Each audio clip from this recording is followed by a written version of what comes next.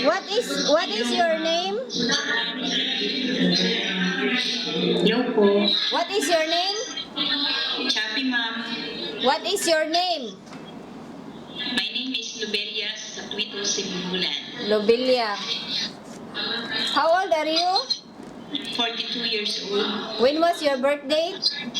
January 11, 1977. January 11, 1977. January 11, 1977. Okay, what is your marital status? Married. Married. What is your height and your weight? 4'11 is my height and 60 kilogram is my weight. 60 kilogram, your weight. Yes. Yes, ma'am. How many children do you have? How many children do you have?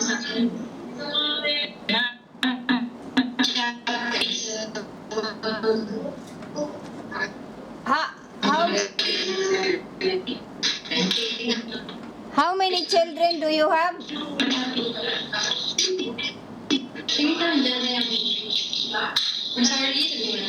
I'm sorry. Hello? Can you hear me? Hello po. Can you hear me? Yes, ma'am. How many children do you have? 2. Two. How old are they? The first one is 15 years old and the second one is 13 years old. 15 years old and 13 years old. What is the occupation of your husband? Plumber po. Plumber. Yes, ma'am. So, who look after your two children when you come here in Malaysia to work? Ma'am? Who taking care of your two children when you come here in Malaysia to work? My eldest sister po, ma'am. Oh, your eldest sister. How old is your sister? Here in Manila. There in Manila. Bigarda, Sampa. How old is she? 39 years old. 39 years old. So did you ask permission to your sister and to your husband that you will come here in Malaysia to work? Yes, ma'am. So they agree that you come here to work, ah? Yes, ma'am. And your eldest sister, is she agree that she will be the one who taking care of your two children? Yes, ma'am. So when you come here, there's no any problem, ha, that you want to go home because nobody taking care of your children. You must to be sure, that somebody Yes, ma'am. will look after your children. Yes, ma'am. Okay, what is your educational level? Repeat, ma'am, the question. What is your educational level? I'm a high school graduate. How many years in high school? 4 years. So you finish your high school, ah? Yes, ma'am. So I want you to read this. LSE. LSA. Okay, try to remember these 3 letters because after a while I will ask you again. I want to check your memory if you have a good memory or you are forgetful. So you finish your 4 years in high school, right? Yes, ma'am. So can you read an answer? 102 plus 108. How much? 210, ma'am. Yeah, 200. How about the other one? Read and answer. 108 plus 102, 210. No, this. Oh wait.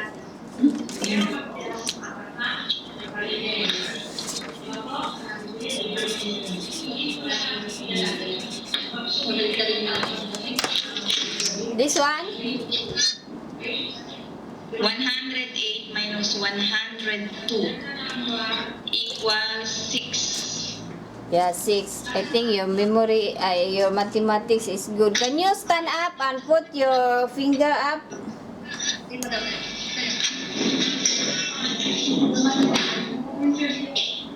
Okay, okay, now you can sit down. I think you look very strong. Are you strong? Yes, ma'am. You're very strong, huh? So, can you tell me about your working experience as a domestic helper?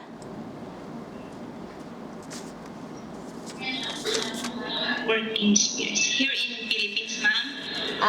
How about overseas? Do you have experience in overseas? Yes, ma'am.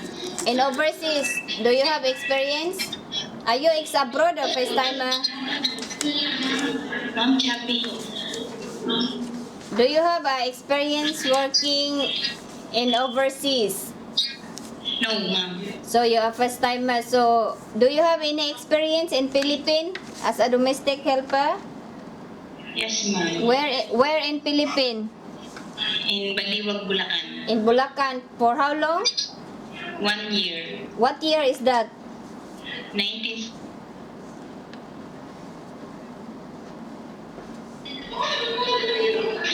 Come again. What year is that? 2017, 2018 po. Okay, 2017 to 2018. So what was your job for 1 year in Bulacan? All arounder po. All around housemaid. Girl. Housekeeping. Okay, you do housekeeping. How about cooking? Chappy, ma'am. How about cooking? Do you do the cooking? A little bit cooking, ma'am. A little bit of Filipino cook. food. Oh, yeah, Filipino food. So you know how to cook Filipino food?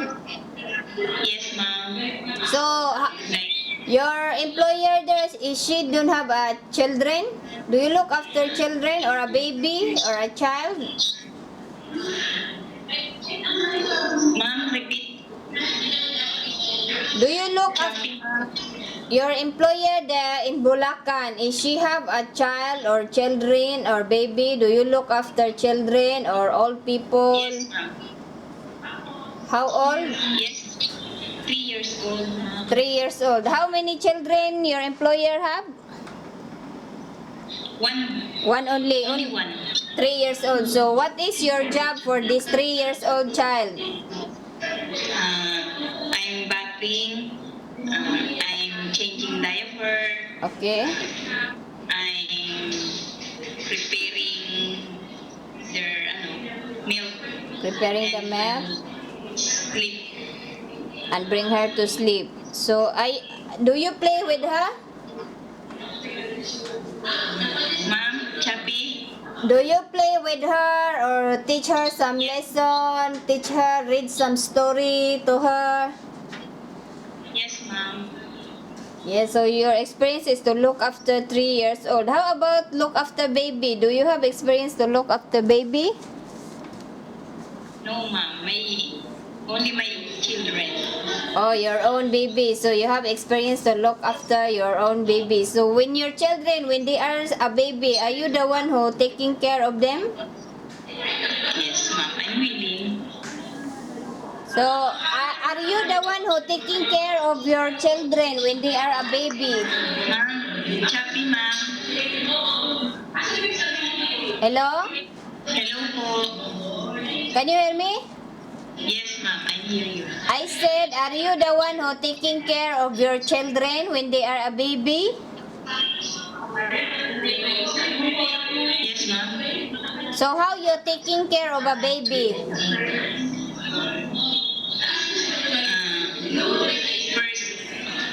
First, feeding the baby, Okay. What else? sleep well, and changing diapers, changing clothes, and make sure na the baby sleep well. Make sure the baby is sleep well. Okay, if the baby cry, what will you do? I'm willing to dance, Carry the baby and dance. carry the baby. Yes, ma'am. Then, Stop crying. if the baby will not stop cry, Hello? Hello po. if if the baby will not stop crying, Hello, ma'am. hello, can you hear me? Sorry, ma'am. Can you hear me or not? Not yet, ma'am. Hello? Hello. So, if the baby will not stop cry, what will you do?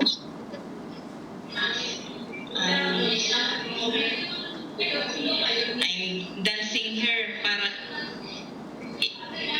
Yeah, you already carry the baby, you already dance, but the baby will continue cry. I'll take milk. Or maybe she hungry, but if she not stop crying, maybe she's sick. Okay? Yes, ma'am. If the baby sick, what will you do?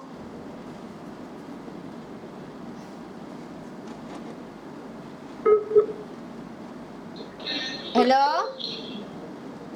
Hello? Hello po. So if the baby if the baby sick, what will you do? I'm asked for my employer, ma'am. So you tell to the mom, to the employer that the baby is sick, okay? You cannot simply give a medicine. Okay, if we find you an employer look after a baby or a children, let's say 3 years old, 6 years old, do you think you can do the job? Yes, ma'am. You can, So here in Malaysia, we have 3 types of employer, Indian, Chinese, and Malay. Can you work with any nationality? Yes, ma'am. You can work, So Yes, ma'am. why you choose Malaysia to work? Because Malaysia is near the Philippines and the people there is nice. So the people here are nice. You must to be good, okay? So that the people will good to you. So what is your purpose? Why you come in to Malaysia to work? To earn money for my children. Okay, to earn money for the future of your children. So when you come here, you must to work hard, okay? Don't come here and lazy. You must to work hard to earn the money for the future of your children. Yes, ma'am. Okay, when you come here in Malaysia, you have a once a week off, but not necessary a Sunday, okay? It depends the employer if what day. Yes, ma'am. And some of the employer, they are busy, they are very busy, and they ask you to work on your off day, but they will pay you. Can you agree on that?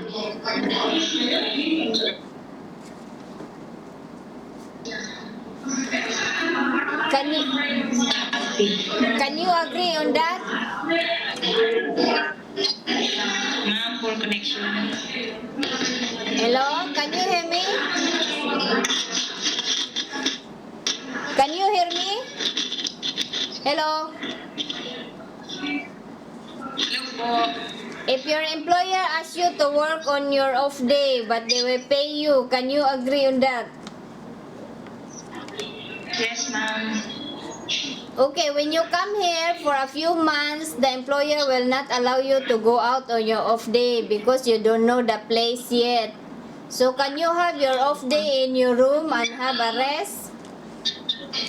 Yes, ma'am. You must to be understand, you must to build up the trust because when you are new here, the employer don't know you yet. So you must to build up the trust, okay? Yes, ma'am. So, okay, when you come here in Malaysia, you can bring your handphone to contact your family there in Philippines, but strictly not allowed to use the handphone during working time. Are you agree on that? Yes. You can use your handphone after work. Yes, ma'am. Maybe at night you can use after your work, but don't use so long after you don't have enough sleep. Yes. And some of the employer, they take away your phone during working time and they give you back after work. Can you agree on that? Yes, ma'am. You agree? So can you understand about the off day and the handphone? Is it clear? Ma'am, Chappy? Is it clear for you about the handphone and the off day? Ma'am, Chappy? Hello?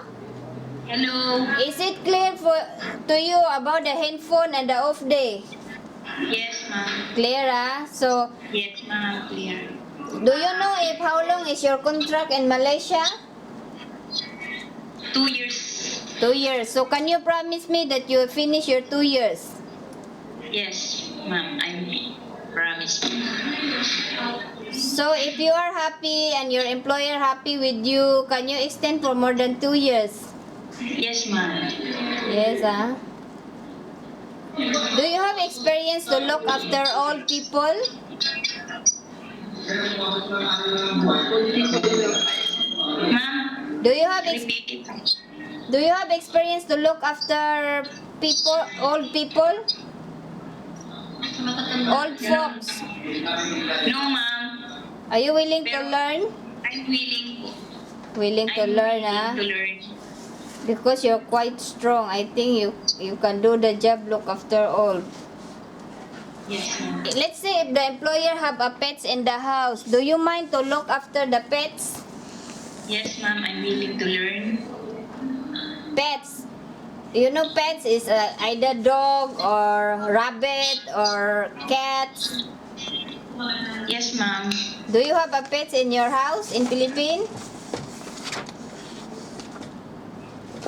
And the cat only. Oh, cat only. How about hand washing? Do you know how to do hand washing? Yes, ma'am. How about housekeeping like mopping, sweeping, wipe the tables? Do you know how to do that? Yes, ma'am. You know, because you have experience, Yes, ma'am. you must to do clean. Yes, ma'am. So, do you like cooking? Do you like cooking? Not yet, ma'am. Do you like cooking? Do you know Yes, how to ma'am. cook? Do you know how to cook? Yes, ma'am. Filipino food. Oh, Filipino food. So, do you like cooking? Yes, ma'am. So, what Filipino food you know how to cook? Adobo, tinola, sinigang, fried chicken. Oh, you know all that, So, when you come here, if your employer teach you how to cook, are you willing to learn?